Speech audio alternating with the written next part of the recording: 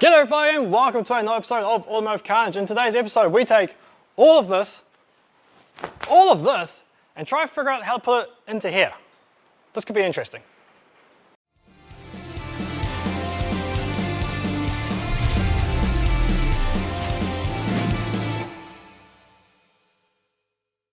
Yes, g'day everyone, my name's DJ and thank you so much for joining me on today's episode of Automotive Carnage. Today is part 2 of our Nissan Bluebird build. The car that was brought on a whim as a will it run video has now turned into a full-blown engine stripped down and rebuild with just about every moving part has been replaced. Now, let's take it back to last episode where we brought this car, we went over it, tried to figure out what was wrong, found out that it would sort of start but didn't like running. So we pulled the head off because we heard something clanking, or we pulled the valve cover off to find out that our rocker pivot arm was completely snapped in 2 pieces. So knowing that, we thought, well, let's pull the head off and take it to the machine shop and see what the pistons are like while we're at it. Pulled the head off and found out that the pistons were all pitted and had massive chunks missing out of them. So, which was found again once we pulled the entire engine apart. So, as this car is so original and only has 143,000 kilometers on it on the 1985 model, we figured what better than spend ridiculous amounts of money on a whole bunch of parts that have taken a very long time to find, because no one rebuilds CA20s. No one. No one does. They all just get thrown out into the bin. See you later.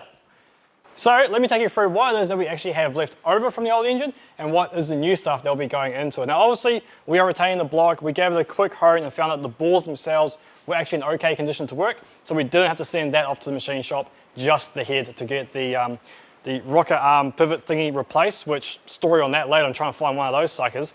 And also all the bolt holes, that's where you bolt the arm down to, they were all stripped out, so they all be re-helicoiled. 10 holes, all of them end up being redone. So we're keeping the block, we're keeping the crank, and we are keeping the con rods because, as I said before, the pistons, let me grab one for you, which has got massive pitting on the top here and also massive chunks missing out of the sides, which was like that on all of them. So they were gone. So we have brand new pistons, we have brand new belts for the front, water pump, timing kit. We even managed to find a Mellings oil pump to go in there as well, so we thought, why not? Let's grab one of those as well. Run-in oil filters, a new clutch, because this is a 4-speed manual car. We want to retain that characteristic of the car because I think that's really cool, just being a 4-speed manual. We have brand new bearings. We even found some extractors to go on it. You'll notice these are a little bit different than the headers that came off the car. That's because these come from a Pantara, which is an R31 Skyline, but a 4-cylinder engine. And the Pantaras ran a EFI version of the CA20. So they didn't have all the emissions crap that our Carby one had. Speaking of emissions crap, we also have a brand new Carby. This here is a Chinesium Special, and the reason I chose this one instead of using the original carburetor is that this is the previous model, so I'll start again. This is based on the previous generation of Nissans where all that emission stuff wasn't needed. So it's a much more simpler carb to set up, and which means we will have to block off a few of the coolant ports and other ports. Anyway, less emissions crap, easier to work on. So we got a brand new carb as well. Managed to find a entire gasket kit, so that's a full gasket kit, and I think that's about all for the new parts. The head is still off at the machine shop, that's ready to go. We have to pick that up tomorrow. As for today though, let's put this block back together. Let's see how this goes. This is the first time I've ever rebuilt an engine, so let's see what happens. Alrighty, now the first thing I want to say is I am not an engine builder. I have never done this before. This is my first time building an engine. This is why I'm building a CA20, because no one wants a CA20, and the parts are really cheap compared to other engines that people do want to build. So, if you want to learn how to build an engine, don't watch this video, go watch someone who knows what they're actually doing. Me, I'm just here for the experience of learning how to do this for the first time ever. So, first thing I want to do is I want to get this crank in. I've already put the bearings in, I've already put the main caps on, torqued them all down, checked all the clearances, all that kind of stuff. That's all been done. I did that off camera because who wants to watch a video of me measuring a bunch of stuff? That seems really boring. So, let's get some engine lube those up, and slide our crank in. This is where the fun starts to happen. Or at least that's what they tell me. Where's my engine lube? There. And the other thing I should say is please expect quite a few jump cuts in this portion of the video, like the one you will have just experienced as I got my lube stuff ready. because I'm taking my time doing this, and I'm just going to keep filming as we go along, there will be moments where I just kind of have to go and consult the handy dandy notebook to figure out making sure I'm doing the right thing. So bad editing incoming, here we go. Right, let's lube these up like I said, and we'll just give them a little bit of a smothering on that. So yeah, I don't know what to talk about while building an engine because mainly I don't know what I'm doing. So I'm just going to play with a bunch of lube here, stick it on. I don't have a camera person today. I don't normally have a camera person, so I can't do the fancy B-roll shots that most YouTubers will do during these portions. If you can't tell, I'm just kind of rambling now, so jump forward to where I actually lower the crank in. Dun, dun, dun, dun. Always go that way. And there. Alright, give that a few rotations. Yep. That is running smooth. Right, end caps. Not end caps, sorry. Main caps. That's the word I'm looking for. Alright, make sure that goes on the right way. Where is me hammer?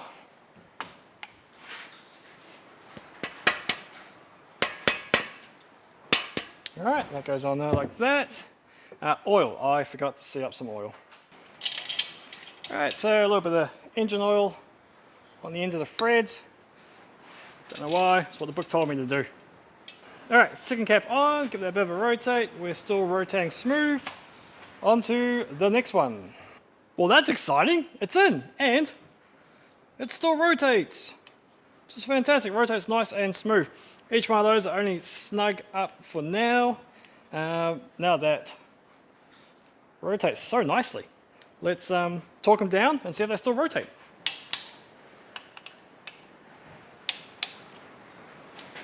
There we go, they are all torqued down and the crank still rotates very smoothly. All right, let me consult my book to figure out what I gotta do next. Okay, so the next step tells me, according to the book, that I need to put the rear main oil seal on. But I can't do that because it's on an engine stand. You can't get to the bolts that hold on. So we'll go to the next step, which is getting these con rods and pistons back together. Now, these are a press type pin. Press type gudgeon pin, piston pin, whatever you want to call them. So we need to make sure it's going the right way. There's no numbers on them, no LT. They should all be similar. They're all standard size. Again, we didn't have to bore out the block or anything, so that's fantastic. So let's press these on, and then we'll see about setting up the rings. Okay, so we'll appear that I can get them to this point by hand, but then when it comes to actually pressing it into the top of the con rod, we're going to need some extra force. Okay, let's get my arm.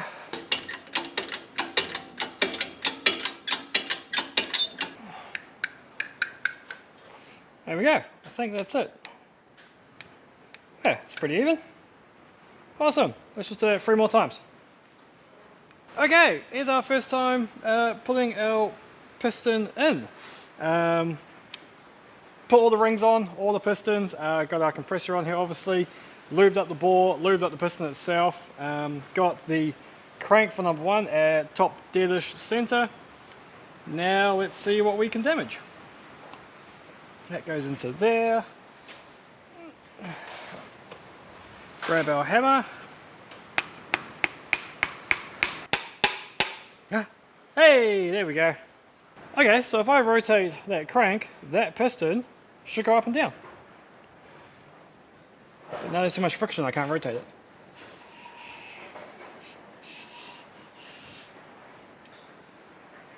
Look at that. That's actually doing something. Oh, that's exciting. So that worked. Let's do it all over again a couple more times. Well, there we have it, folks. All 4 pistons and connecting rods are in. Rotating assembly's all there. And look at that. It actually rotates. If I can get my hand on it. There we go. So I am absolutely chuffed about that. It is very stiff. I'm putting it down to all new rings, new pistons, and all those tolerances in the new bearings as well. So next step, we'll move on to the front and we'll dress that with the oil pump and water pump.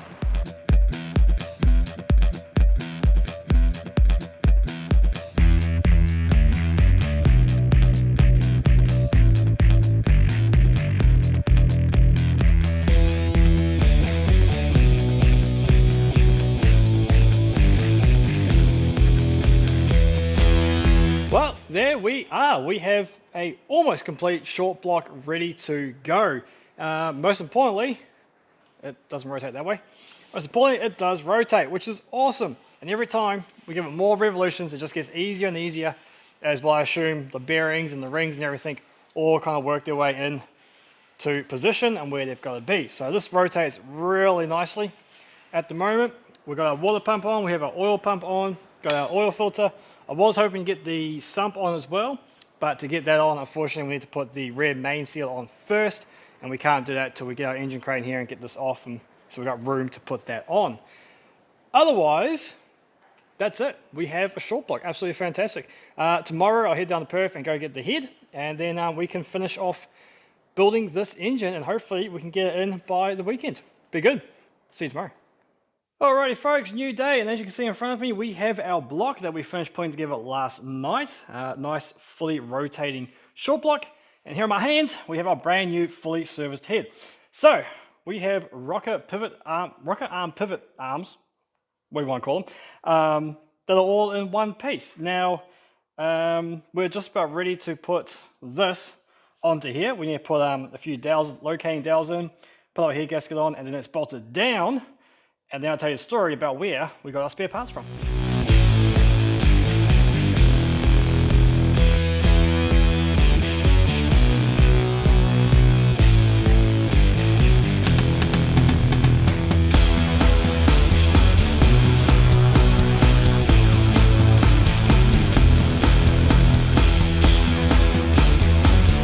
There we go, our head is on, and I feel really, really good about that. It's all torqued up the way it's meant to be, and it looks really good. This engine's really starting to come together nicely. Next we will attack our timing belt and everything on the front here, so I'm going to have to stop and read the book on the procedure of all of that. But yeah, here it is and looking fantastic. So these rocket pivot arms were extremely hard to find because, I'm not sure if you guys know, but CA20s are not the most common engine around, so trying to find parts for them is very, very hard. Now Harris Engines, the guys who redid the cylinder head for me, they didn't have any of their spare parts left over that would fit this. Their suppliers obviously didn't make anything, and so I had to go on the scrounge around to try find these parts that had snapped in the middle there. Where is the snap one? Actually, it's over here. Yeah, there's no coming back from that. That was really, really bad. So did a little look around on the old Facebook groups as you do, and I found one bloke who was willing to sell me the entire head for $250. Like, bro, the engine's worth 70 bucks. I'm not buying just the head for 250 bucks. So then Byron came through again from down the street with Byron, and he said, hey, why don't you hit up the guys we know over in South Australia to go check out the U-Plit parts and see if there's any engines around there that might work. I'm like, actually, that's a really smart idea. So hit up Jeff from Our Hefe's Chop Shop, go check out his channel, and it just so happened that the next day he was going to do a U-Plit yard run, which was absolutely fantastic. So he found a S12 Nissan Gazelle, which was the same CA20 engine, but it was EFI. So I'm like, take everything, take all the studs, take all the rocker arms, take the pivot, everything, and I'll give it to the guys at Harris Engines and see if they can make it work. So, huge thank you to Jeff. As I said, go check out his channel. He does some really cool stuff. And actually, he has a video of pulling these out on his channel as well. So that's really, really cool. And then, yeah, the guys at Harris Engines were able to make it all work. Obviously, there's no major differences between the EFI ones, valve train, and the Carby valve train, which is fantastic. Yeah, and so now here we are. All the bolt holes that hold everything down, they were brand new heli coils in them. That wasn't cheap, but we have a brand new, fully serviced, reconditioned head, and I could not be happier. So now, as I said, we'll move on to our timing belts. We'll get all that on there. I got to reconsult the book to remember where the tensioner goes and how everything kind of fits in around here. And then, yeah, just kind of, we'll do that. Then we'll check our, we'll time it properly, redo our tappets in here. They all need to be adjusted. And yeah, go from there.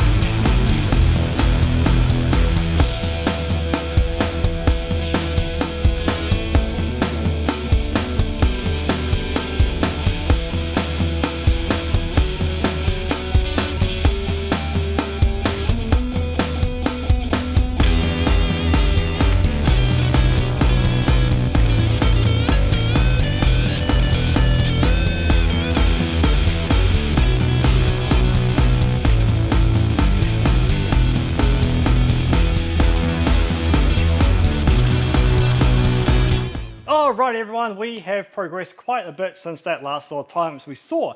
Kind of just got stuck in and just put everything on here that I could. And there was a lot of cleaning involved because the old engine was just covered in schmutz and oil and dirt, all mixed together. Doesn't make for the best viewing. But here we are now. The engine is back together as best as we can get it for now. We've got our dizzy cap on, we have our flywheel and clutch on. Flywheel was sent off to a machine shop, i.e. my knife block over by the sink there with some CRC. We have everything else on the front there, front balancer on there. Just isn't much of a balancer, it's just a glorified pulley really, isn't it? Everything is timed up as best as I can get it. Hopefully it's in the right position. And yeah, now we're going to try to use the hoist, because I don't have my engine crane here yet, and pull it back into the engine bay from whence it came. I got Tim here giving me a hand, and hopefully between the two of us we can get it in there.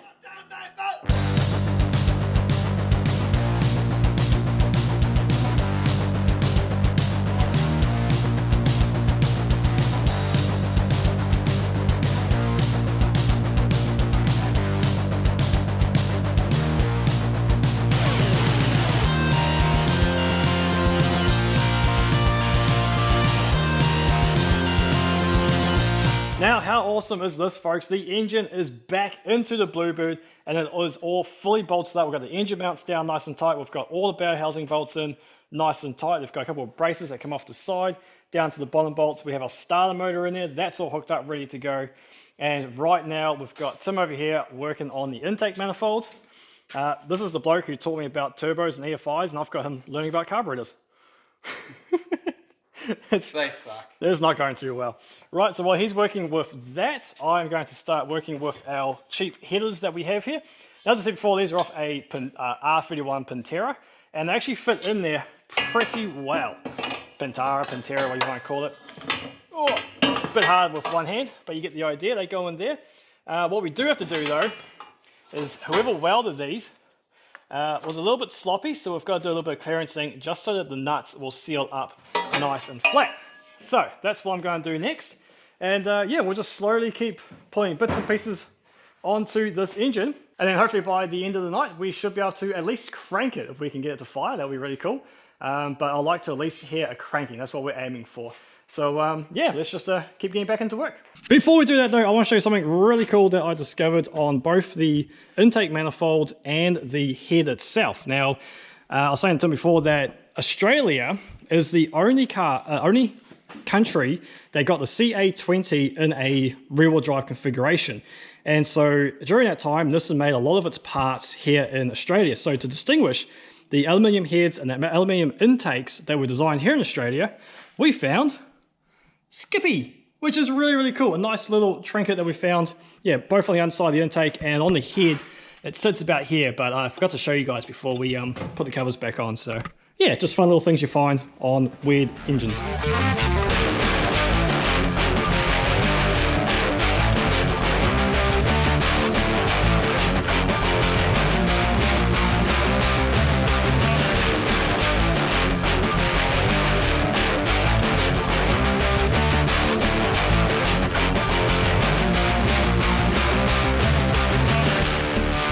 Even though we have taken off so many coolant lines and EGR lines and stuff, that manifold is still no easy task to put on. It is very tight.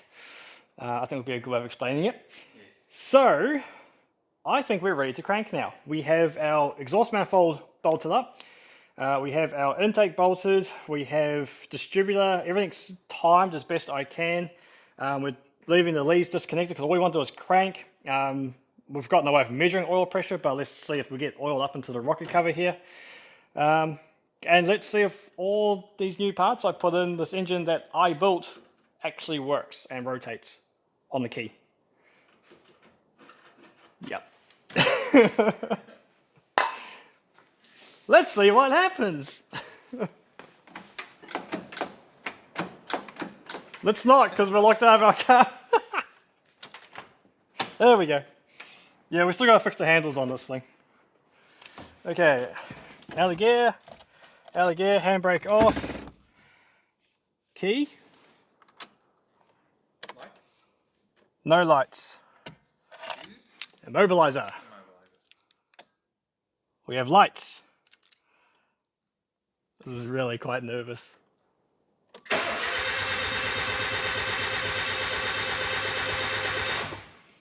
That actually sounds pretty healthy. Sounds better than it used to.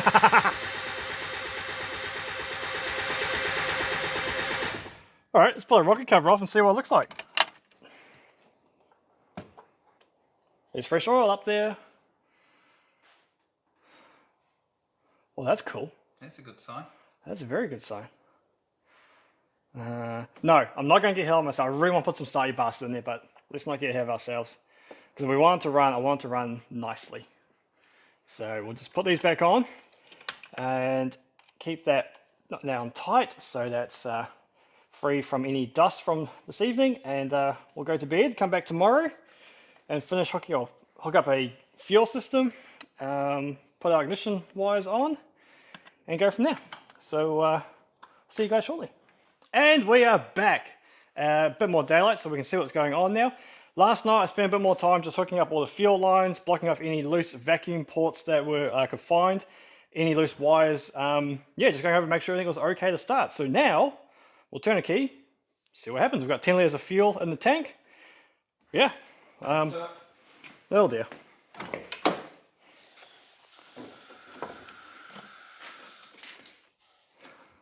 That should be, yeah, ready?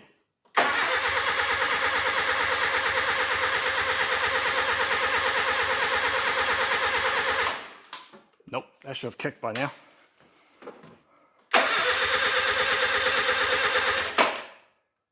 That didn't sound good. Could have just been compression. Alright, we've definitely got fuel, so do we have spark? Okay, and let's stick that where I can see it. Ready? Yeah. Nothing, dead. Okay, let's trace it back.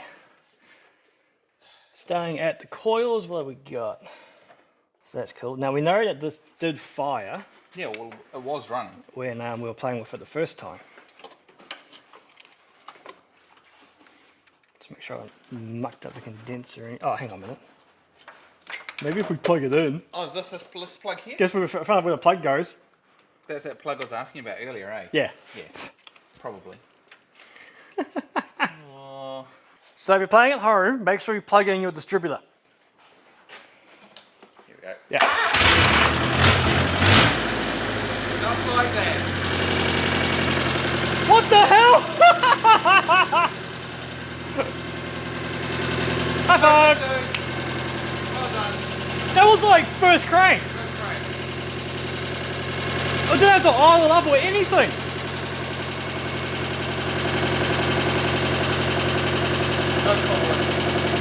Yeah, cut it.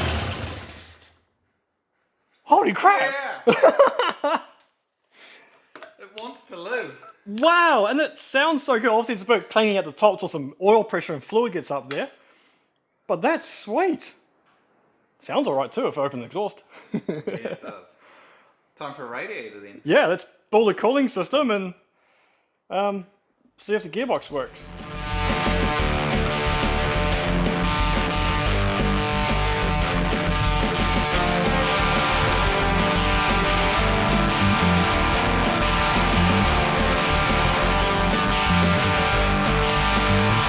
There we go folks, cooling system is now in. We're just using plain water now because we're a little bit dubious about the front of this radio. There's a few of the rows that might have pinholes in them. So we're just going to put some plain water in there to confirm if that's going to be a good radiator, or we'll have to replace that as well. Otherwise, let's hit a key, we'll bleed that, and we'll run through the gears at the same time. Hit the mobilizer, because you know, someone might steal this glorious beast. Man, that's sweet. Fan's working well.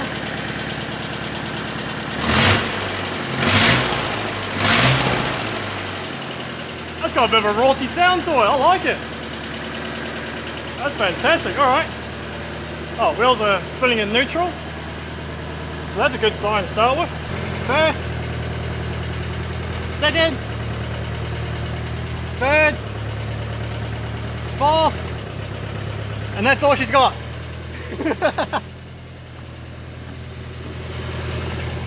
Handbrake. Yeah, that might need adjusting. There we go, how awesome is that? Okay, so we're gonna let this cooling system bleed off, just let it idle for a bit, burn off any greases or anything that we might have put on the outside of the engine. Yeah, just let it run. We've got to hook up our accelerator bracket so that we can actually put the cable onto the carby. So we'll get that sorted out, and then hopefully we can take it for a drive. So yeah, please hold. Okay, here we go, maiden voyage. We've topped up all our fluids, we checked our oil, gone through the gearbox as you've seen. So now, let's jump in and see what happens.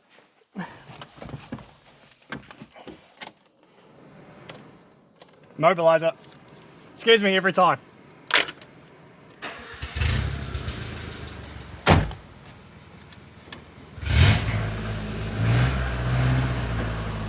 Oh, it's a 4-speed. Where's reverse?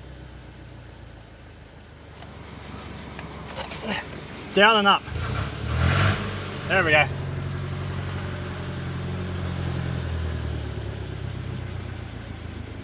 It's working! Unless we're rolling.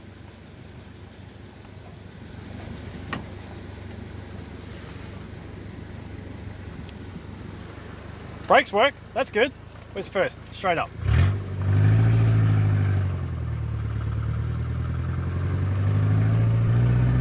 Let's go for second. Oh, that clutch definitely needs adjusting. But it's working! This is awesome. Alright, let's go back and get Tim. He's been a huge help in this project. It's been really fun. Oh gosh, how do I turn around?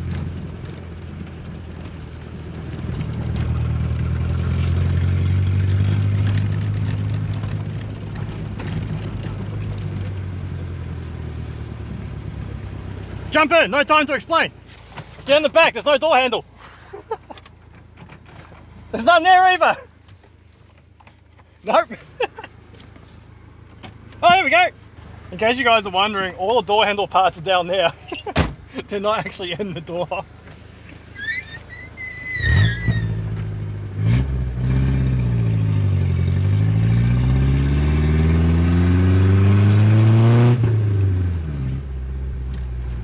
Goes alright. I mean, it sounds okay, I should say. It's not got no speed.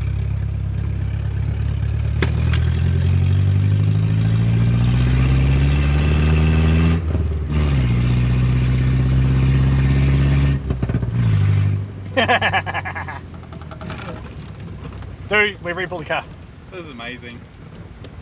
This was absolutely hopeless. I mean, you were there when we first tried pulling this thing apart, which unfortunately we did film, but I mucked up all the cameras. And that's when we found out we had a split rocket pivot arm. And now look at it, it's cruising. I'm kind of speechless, this is fantastic. You want to? Sure, why not? If I can get out. First is where third normally is.